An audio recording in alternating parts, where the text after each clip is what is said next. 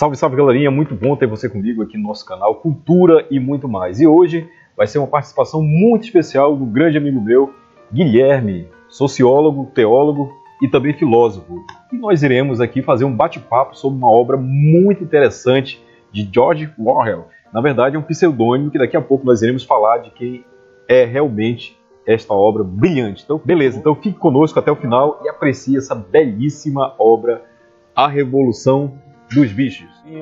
Para começarmos então o nosso bate-papo sobre essa obra brilhante de George Orwell, daqui a pouco nós iremos saber o nome de fato desse autor, que apenas é um pseudônimo que nós lemos aqui quando adentramos na obra, né? Quando lemos A Revolução dos Bichos. Aqui a princípio é George Orwell. E qual seria o nome dele, Guilherme? Mas antes de você falar do nome dele, eu gostaria que você ambientasse, né, o contexto histórico a qual essa obra foi escrita e qual foi o motivo desse escritor ter trazido, né, essa obra para a literatura. Será que tem alguma mensagem por trás dessa fábula, na verdade, aqui? Certamente tem. O autor desse livro, o nome dele é Eric Blair, e ele escreve esse livro no final ali da Segunda Guerra Mundial, 1945. E nesse ambiente inteiro você tem o quê? Você tem a Revolução Russa no seu auge, da sua potência, e você tem um conflito intenso no mundo que está ali já em clima de conflito entre o capitalismo, o comunismo, etc. E o George Orwell, ele vem, o Eric Blair, fazer uma crítica justamente a essa parte comunista da Revolução, que é a Revolução Russa. Ele diz, através dessa paródia, né, com esses personagens de animais, ele tenta criticar justamente aquela utopia russa que no final virou apenas uma propagação de desgraça, de campos de concentração, de mortes, prisões, etc. A Revolução Russa, ela acontece em várias etapas, né? Ela tem pelo menos ali a Revolução de Fevereiro e a Revolução de Outubro. A de Fevereiro é quando já está caindo a monarquia russa e eles colocam Nicolau II, se não me engano o nome dele, em fevereiro para poder assumir o poder, porque a monarquia já está se quebrando, já está perdendo o status, isso em 1917, por causa da Primeira Guerra Mundial. Muitas guerras estavam perdendo muito, então acaba que a monarquia já estava perdendo todo o seu status. Depois de fevereiro, eles fazem em outubro uma segunda retomada do poder, e agora não era mais a monarquia que estava no poder, mas era um outro partido, que era o Partido Operário Social Democrata, que era dividido em dois grupos. Um grupo grande, que em russo é bolchevique, ou a maioria, e um grupo menor, ou minoria, que em russo é menchevique. Ou seja, esses dois grupos, bolcheviques e mencheviques, vão começar a entrar em poder, certo? E o grupo que sai ganhando é o grupo maioritário, que é os bolcheviques. Isso em outubro de 17, ou seja, essa é a chamada Revolução de Outubro. E nessa revolução quem assume o poder agora não é mais Nicolau II de fevereiro, mas é Lenin. E Lenin, quando ele assume o poder, aí tem muitas propostas, muitos poderes. Também Trotsky vai assumir o poder junto com todo mundo.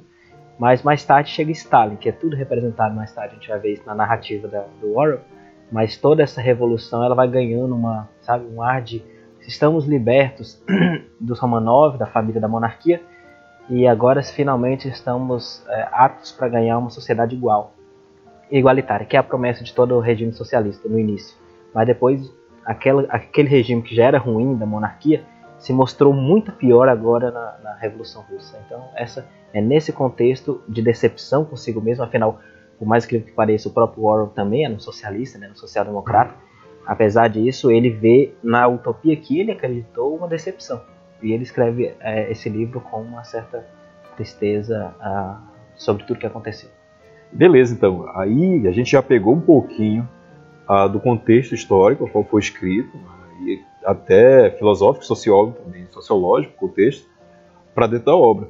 E agora, Guilherme, como a gente já tocou na temática central do livro, né, o que está nas entrelinhas, na verdade, que é o debate daquele regime comunista, né, digamos assim, socialista, né, o regime político social socialista.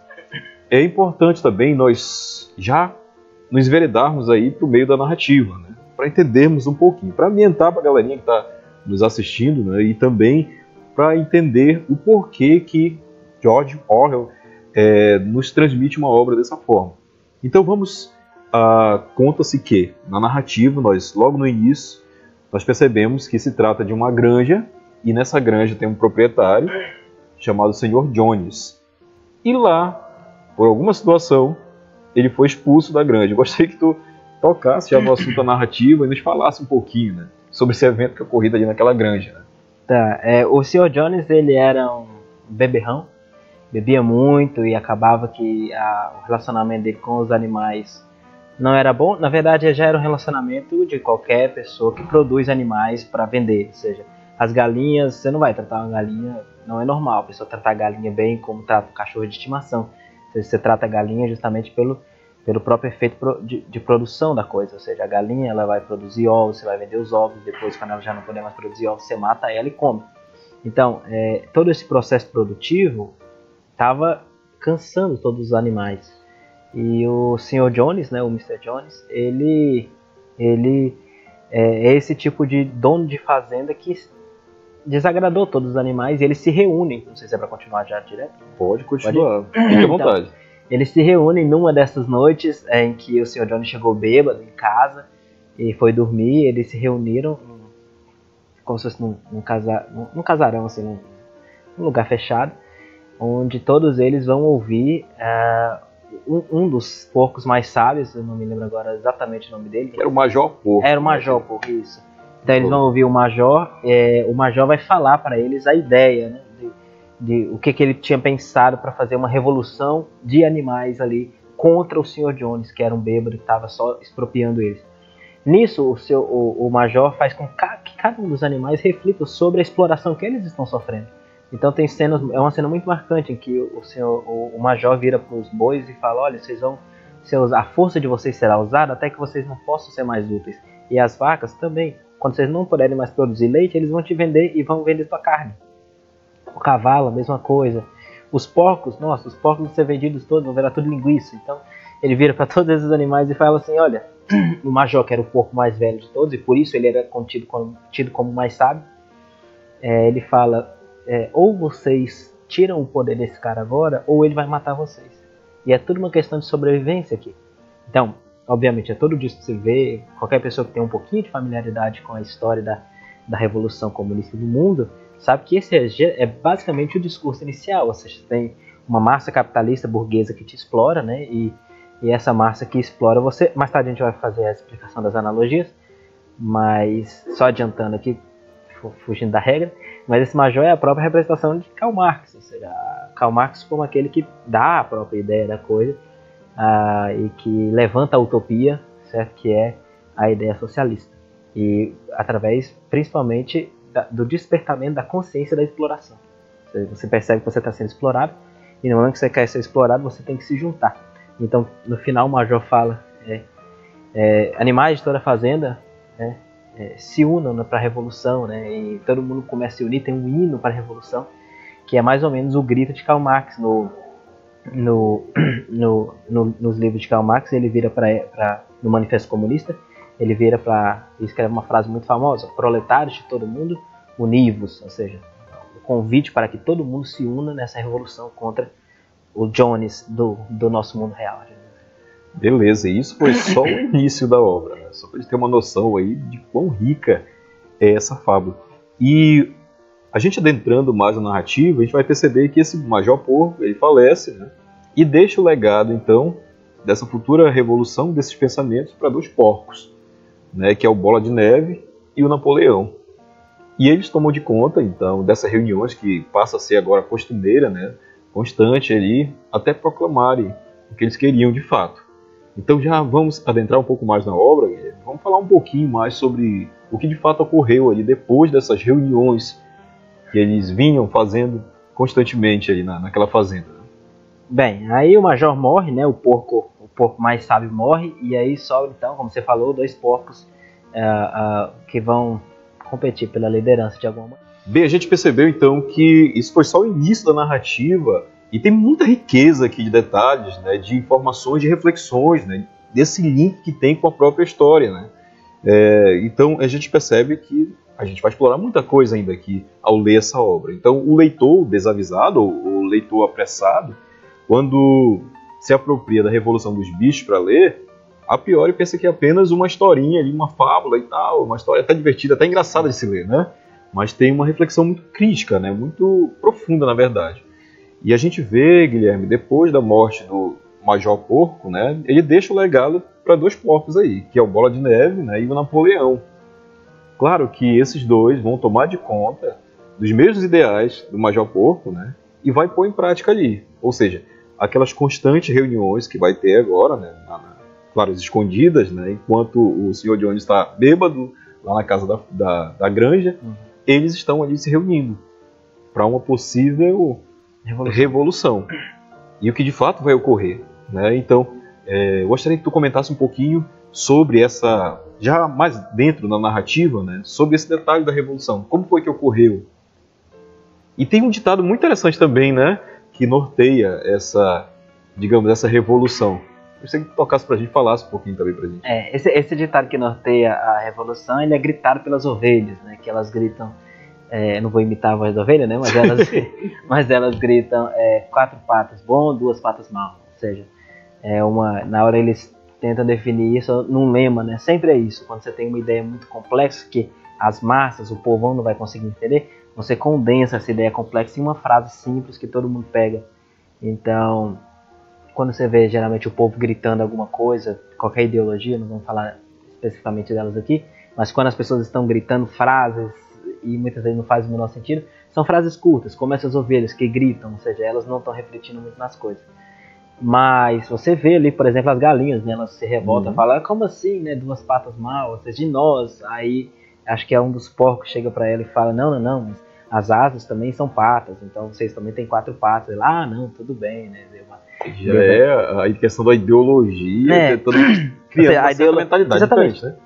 A ideologia é como aquele véu que impede você de ver a realidade, né? Você não consegue ver a realidade da coisa por causa da ideologia. Então, o que acontece ali é que o Major morre, o Bola de Neve vai assumir o poder por agora, e eles vão fazer essa revolução, né? Eles conseguem botar o Jones pra fora, o homem, o bêbado, eles colocam ele pra fora da fazenda, atacam o cara, ele simplesmente foge, não tem o que fazer, e o que sobra são apenas os animais da fazenda. Sobrando os animais da fazenda, agora eles vão abrir o estoque, né, onde estava guardado a comida e tudo que tinha guardado de ovos, todo o leite, estava tudo guardado ali. E eles comem à vontade. E pela primeira vez eles têm a sensação de que eles realmente conseguiram essa liberdade. Mas o problema começa depois, ou seja, agora você tem que administrar tudo, produzir, administrar e manter uma igualdade. E aí que está o problema, o primeiro problema, porque uma coisa é você fazer o discurso do Major, outra coisa é você colocar em prática como um Bola de Neve. Ou seja, colocar em prática um discurso político é difícil, ainda mais se ele for utópico. Então... Beleza, então, e Guilherme, o que também, no momento que estamos lendo aqui, o Bola de Neve, quando assume o poder, né, ele adota uma característica, assim, bem interessante, né, porque ele leva avante a ideologia do Major, né, do Major Porco, que é a questão do comunismo mesmo, entre os animais, né, e tal tudo. E que no livro eles chamam de animalismo. Animalismo, né, que eles adotam, né, esse termo também. E também o outro porco, que é o Napoleão, depois, quando ele assume o poder, lembra que ele está tocando o mesmo ideal, né? Só que a gente percebe que ele próprio já criou um olhar totalitário, né? E expulsa a primeira iniciativa foi expulsar o Bola de Neve do poder, da liderança, né? Já começa o conflito a partir daí, né? Você vê que o discurso estava sendo usado agora não como um ideal a ser alcançado, mas como uma desculpa toda vez que eles cometessem um crime. Ou seja, quanto pior fosse o crime, mais eles criavam um inimigo comum para todo mundo defender. Então é realmente assim complicado. O que vai acontecer é que o Bola de Neve, que assumiu o poder depois do Major, também vai ser expulso, assim como o Jones, o dono da fazenda, o ser humano, foi expulso. Também o Bola de Neve, que era um dos porcos, vai ser expulso, e quem vai sumir é o terceiro porco agora, né, nessa porcaria toda, né, que é não, Bola de Neve não, Napoleão, perdão. Napoleão, isso. Então o Napoleão ele vai assumir o poder, e o Napoleão é o mais ranzinza de todos, ele é o pior, adiantando a coisa, ele representa o próprio Stalin, né, e o Stalin mandando embora Trotsky, ou seja, na medida em que o Bola de Neve foge, e é morto, né? Você tem sempre a cena do corvo, o corvo vendo a morte do Trotsky. O Trotsky também foge de Stalin, é perseguido pelo próprio Stalin e é morto com uma picaretada na cabeça. Então é uma coisa assim terrível. E o corvo, ele representa a própria Igreja Ortodoxa Russa, né, que estava o tempo todo ali vendo esse crime e mais ou menos aceitava tudo aquilo ali e até ganhava benefício de tudo isso. Então tudo isso foi perseguição, tudo isso aconteceu na fazenda. Quem vai assumir agora o poder é o Napoleão, e o Napoleão é um cara extremamente corrupto, ou seja, ele vai... No caso, o porco, né? Que é o porco. O porco é extremamente sujo, assim, digamos assim. O cara vai viver... Uma das leis, eles lançaram 7 leis, né, no início, que era... Eu não vou lembrar toda de cor, mas eram várias leis que, se você ler... E uma delas que não poderia dormir na cama. Uma delas não poderia dormir na cama. Dos humanos, né? Dos humanos. E o que acontece é que, quando Napoleão assume o poder, ele e os outros porcos que estão na mesma corrupção, eles acham maravilhoso dormir na cama, né? Ver o conforto entre o chiqueiro e a cama, pô, muito melhor a cama. Então eles vão pra dentro da casa e começam a viver na cama, e eles vão lá e editam essa lei e falam, não pode dormir na cama com lençóis.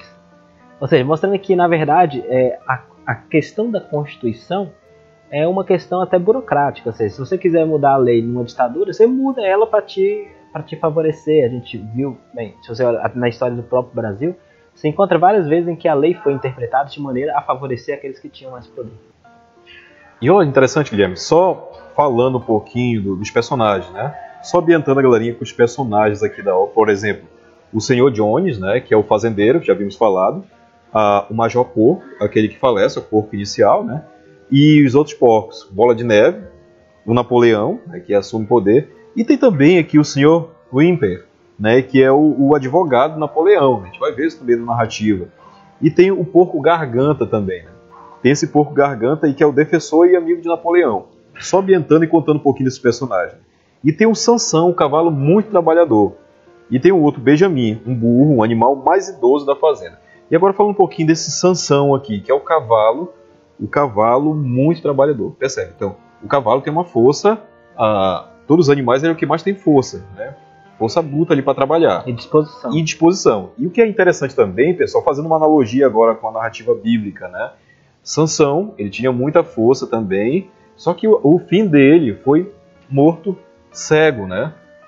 Cego, e sacrificou então em prol de todo o seu povo, né? Digamos assim. Então, esse Sansão, eu posso fazer essa analogia também, que ele era cego, ele tem uma força bruta, animal, mas era cego diante da ideologia que norteava ele. Exatamente. O Sansão, ele é a representação da força do povo, ou seja, o povo que tem uma força pro trabalho, é o que realmente mantém. Vamos falar o português, claro, governo nenhum tem dinheiro, o dinheiro todo vem do povo, ou seja, ele é sempre mantido pelo povo. Realmente, todo poder emana do povo. Todo poder emana do povo, né? E ao mesmo momento que esse poder emana do povo, o poder emanava também dos bichos, mas parava no Napoleão, e Napoleão usava o próprio poder contra os bichos, né? Então era uma coisa assim assustadora. O Sansão era aquele que trabalhava muito, mas não entendia pelo que ele trabalhava. Ou seja, são as pessoas que, presas na ideologia, elas são utilizadas por aqueles que são mais sábios, conseguem ver mais longe. Entretanto, eles, por não conseguirem ver tão longe a ideologia em que eles estão metidos, tudo que eles podem fazer é trabalhar no dia a dia.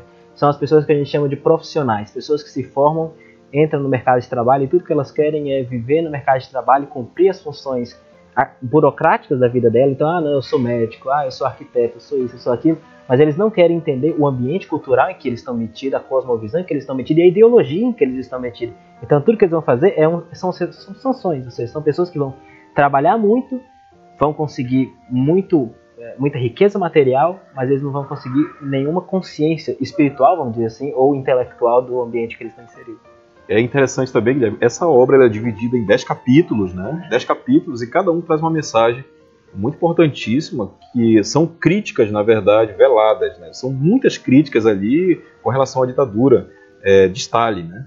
E é interessante também, pessoal, nós falar, pegando o gancho da fala do Guilherme, sem perder de vista que essa fábula aqui, ela foi para 2 públicos, na verdade. Foi para aquele público que leva a sério a questão da reflexão, né, do leitor crítico, e também aquele leitor que é na vibe da narrativa, que é engraçada, né? Que lê por prazer, né? Lê por prazer sem refletir. Né? Na verdade, atende, na verdade, essa obra monumental de George Orwell, que é a Revolução dos Bichos, a esses públicos, né? Gostaria que tu tocasse nesse ponto também, né? Sobretudo dessas críticas, desses capítulos, né? Claro que nós já estamos falando, né? Dessa questão desse link, né? Dessa crítica velada. Mas eu gostaria que tu já desse um passo a largo, mais pro final, sem dar spoiler, para não tirar a tua curiosidade, né? Sem dar spoiler com relação à narrativa. Difícil. Mas a gente vai tentar, na medida do possível, aí, não cair nessas barreiras do spoiler. Mas falar da crítica central da obra, de fato. Toda obra de literatura, ela tem várias camadas de significado. Então, existem pessoas que vão ler, vão entender na primeira camada, na segunda camada. Existem pessoas que se aprofundam até as últimas camadas, né?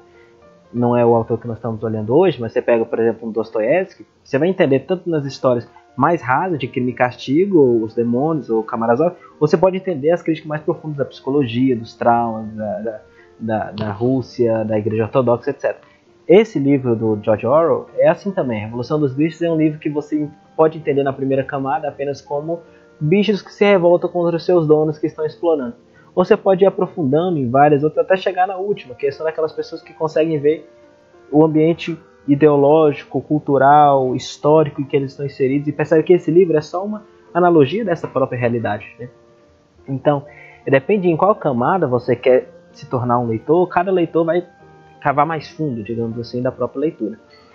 Quando o George Orwell escreve esse livro, tá, não dá spoiler, mas quando ele escreve esse livro, ele tenta explicar justamente para todas as pessoas, sejam os mais leigos ou os leitores mais aprofundados, ele tenta explicar o que foi a Revolução Comunista, principalmente a Revolução Comunista Russa, né? Que tá na Espanha. Mas ele tenta de alguma maneira explicar o que foi essa revolução e a tragédia que foi ter confiado numa utopia, ter confiado no final em homens, de que homens poderiam criar uma sociedade igualitária.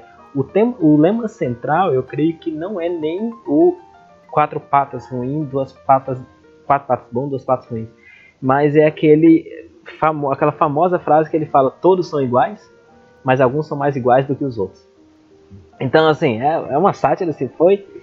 Assim, é uma profundidade muito grande nessa frase aí. Genial. Ele sintetizou assim, o movimento comunista. Ou seja, como é que você vai acumular todo o poder para dar igualdade para as pessoas? Se você acumular esse poder para o governo vai tornar todo mundo igual. Mas o governo não vai ser igual aos outros, porque ele tem todo o poder acumulado.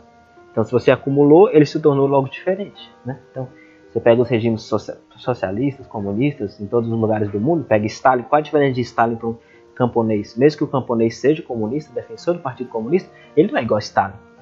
Tem um momento que foi engraçado, o Fidel Castro. Perguntaram para o Fidel Castro se não era uma hipocrisia ele combater tanto o capitalismo e essas pessoas burguesas que tinham tanto dinheiro, e ao mesmo tempo ter uma conta no exterior com milhões e milhões de reais, de dólares no caso. E ele virou e falou: não, porque o dinheiro não é meu, o dinheiro é da revolução. O problema é que não é a revolução que vai sacar o dinheiro, é ele. Quando vai pagar a conta, passa o cartão, não é a revolução que está precisando do cartão, é ele. Então é para ele que é utilizado aquele dinheiro. Então ele fala: eu sou igual a todos da revolução. Na cabeça dele, o dinheiro é da revolução. Mas quando você vai olhar na realidade, quem é que está utilizando o dinheiro? É ele. Ele é diferente de todos os outros cubanos, de todos os outros que estão apoiando ele na revolução, mas que não são tão poderosos como ele. Então esse livro é uma sátira a tudo isso que aconteceu. Ou seja, pessoas que tentaram, no acúmulo de poder, tornar todos iguais. Mas lembra, o socialismo não é sobre igualdade, é sobre acúmulo de poder. Beleza, galerinha. Percebam então a profundidade que é esta obra aqui. E o detalhe importante também, Guilherme, que quando essa obra foi publicada, ela foi rejeitada por diversas editoras. Proibida, né? Em vários países. Foi proibida também a publicação da mesma. Apesar de, a gente percebe que é uma fábula que, na verdade, traz diversas mensagens aí profundas, críticas, veladas, como havia dito anteriormente. E ela nos faz refletir sobre essa situação. Né, a situação daquele momento, né, a situação de, por mais que a ideologia comunista fosse algo benéfico a priori, né, aquela mensagem superficial, a gente entende através da crítica que na verdade era um malefício muito grande para a sociedade, né, porque pela própria incoerência que era essa ideologia pregada naquele momento.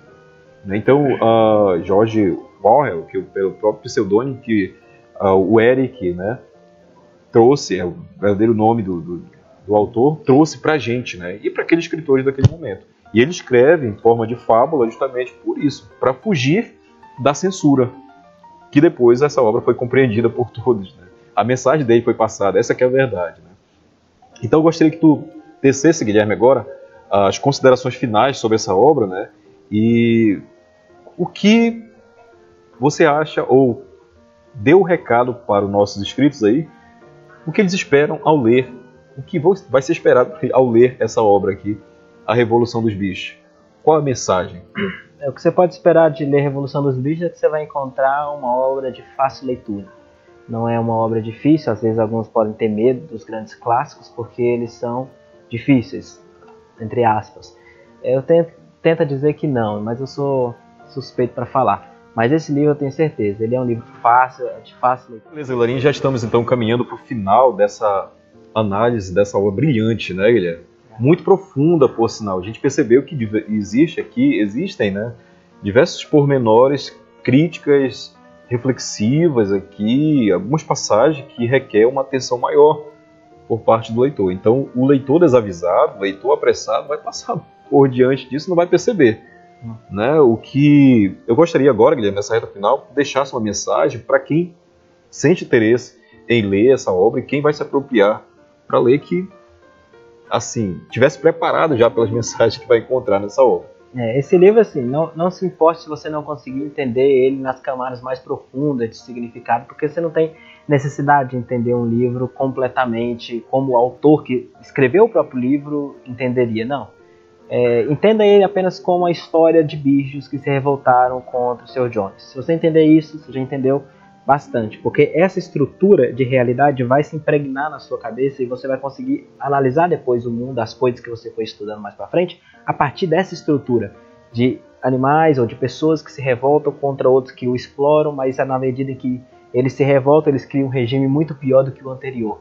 Então essa é basicamente a estrutura da história do Revolução dos Bichos. Você também vai encontrar nessa história da Revolução dos Bichos muito sofrimento. Eu acho que esse é um ponto central. Você vê ali animais que sofrem, que clamam o tempo todo, trabalham até a morte, muitos morrem. Você vai ver que muitos deles, que você vai se apegando aos poucos com eles morrem, eles sofrem bastante. E eu acho que no fundo, apesar de toda a ideologia do Orwell, no fundo tem sempre um clamor cristão, que é o homem sofre nessa terra até que se encontre com Deus. Ele nunca vai se encontrar em nenhuma ideologia.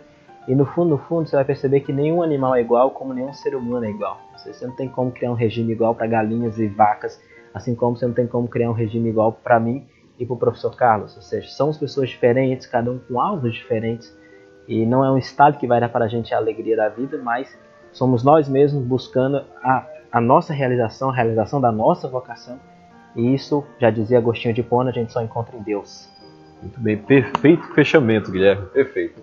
E eu estou muito feliz, sabe, você ter atendido esse meu convite, né, e de bom grado estar aqui, veio brilhantar ainda mais o nosso canal, falar um pouquinho dessa obra brilhante, né, e eu super recomendo também para vocês. É uma obra muito fácil de ser lida quando você encara ela quanto uma fábula. E depois, claro, se você quiser se aprofundar mais dessa narrativa, com essas análises críticas que o nosso amigo, sociólogo, filósofo, também teólogo, Guilherme, nos trouxe aqui, nos abrilhantou, abriu nossa mente, né, para essa obra fantástica. Eu super recomendo a você, então.